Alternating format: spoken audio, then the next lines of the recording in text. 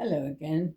Now I'm 8 years old and we're just coming back, my dad, my brother Ivan and I, from the orchard with a barrow load of apples.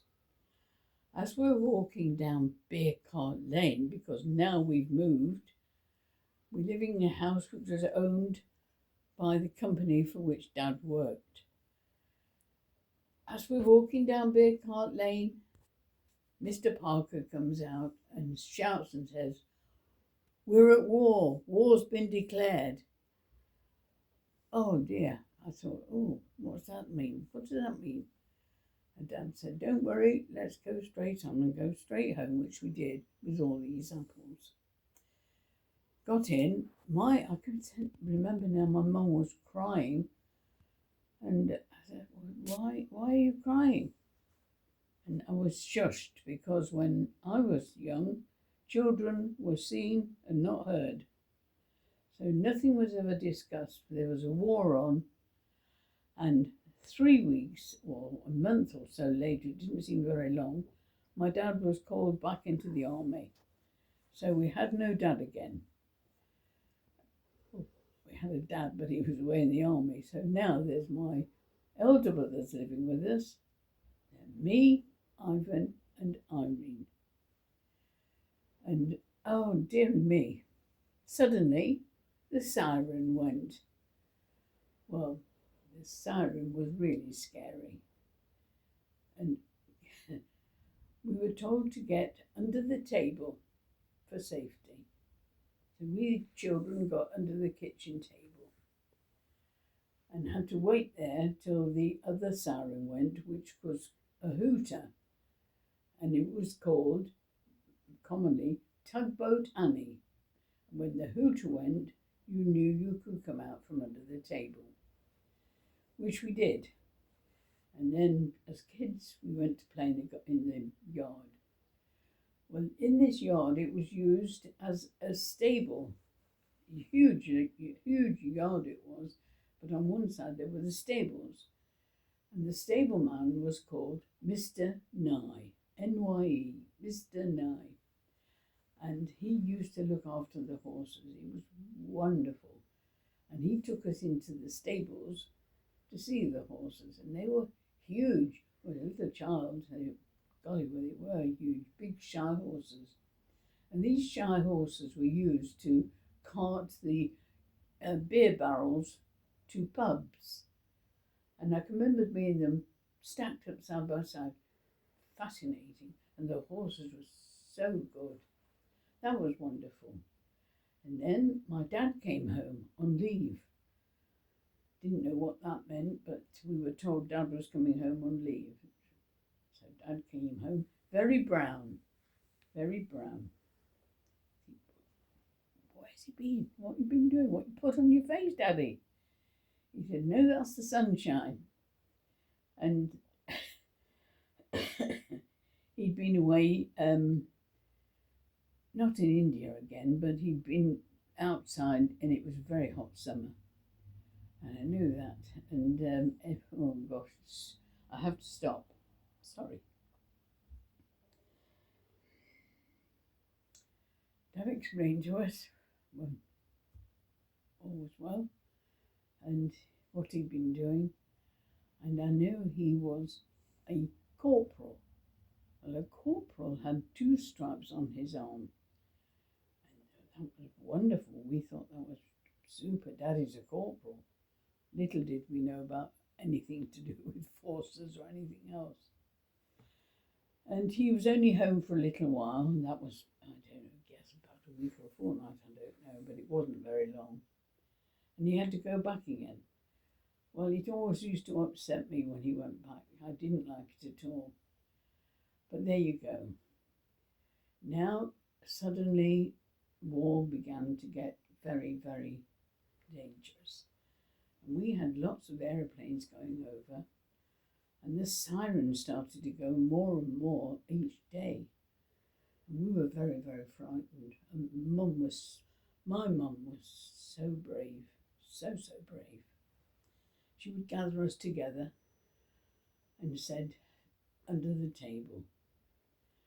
And then suddenly we were told we were having a shelter in the house, which would be safer than being under the table. And this Morrison shelter took up half the room. It was huge. And the house wasn't that big. I remember we had to go up 3 steps, and it was a terrace house, and we had to go up these 3 steps. But anyway, that was fine. And these men came, and we had to stay in the back room while the men were fitting the shelter. And this shelter was made of some kind of iron material. I think it was very heavy.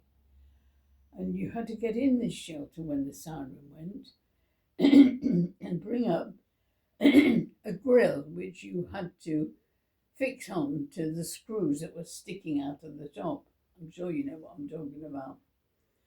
And it was quite exciting to start with, I have to say. We used to have fun. And then, oh dearie me, sirens were going more and more and more. And we were trained what to do. And, pardon me, this particular day I have in mind now, which was really quite sad. Ivan, by now Sonny had come back home to live. I don't know why, but he was home for a while. And he had gone to the pictures, the cinema, where there was a children's programme on, and he was going with his friend, and friend's parents were taking him.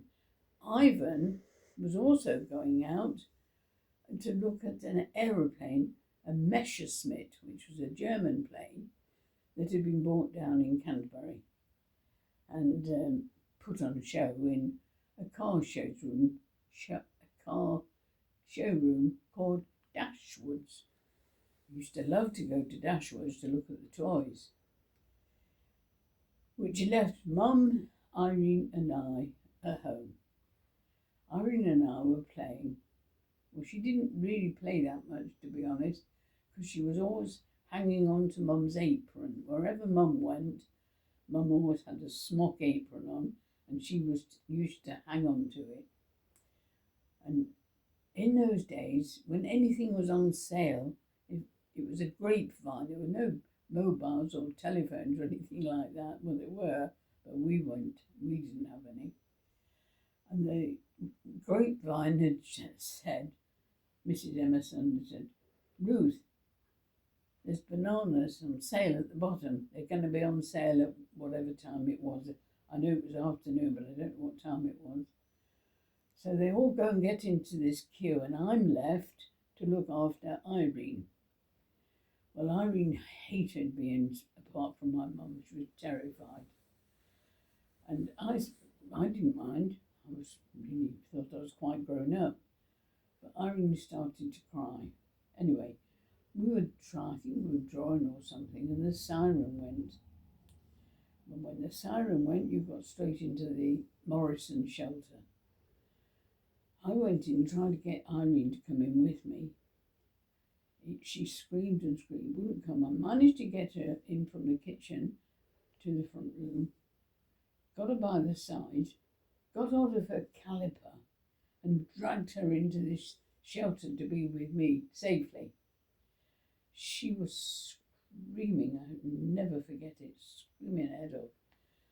And I was trying to get this grill up, which was quite hard for a little girl, but I managed it.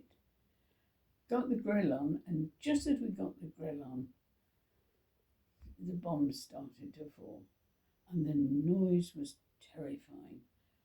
All of a sudden, our front door blew in, and the glass started to shatter the window.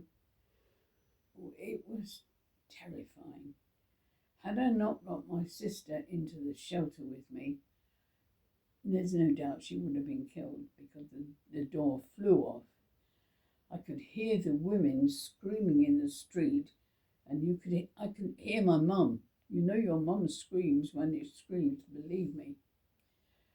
They were fighting over this debris, the bricks and mortar. Poor old Mr. Spratt, who lived opposite us, and by the way, kept ferrets. All his ferrets got loose. Mum was clambering over these piles of brick and mortar, and Mrs. Emerson was helping her. And she got into me and didn't get into me, couldn't get into the house because the ARP men, air raid protection he was, wouldn't let anybody pass because it was too dangerous. Eventually, there were some soldiers came, and I knew there were soldiers because they got the equipment on, the soldiers' army khaki, and they dug both Irene and I out of the shelter. Mum, by this time, had been allowed to get in. I don't know how she did it, but she did. And we were taken off eventually. Oh, Mum came straight into the shelter, but you had to be careful because there was glass and bricks everywhere. It was an awful, awful time. Oh, I've got to stop.